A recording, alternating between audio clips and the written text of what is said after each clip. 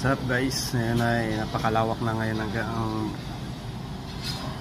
baklad dito guys sa dagat. Dati konti lang to, ayan siya guys, lumawak na lumawak. Ayan. Yung dagat na lawak na rin yung tambak. Ayan siya guys.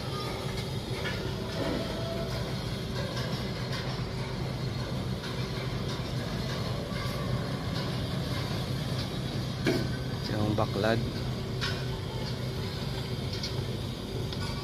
ano yan, fish pond sa dagat.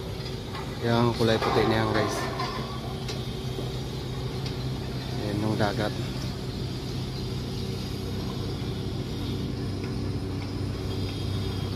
Malawak na yung natambakan.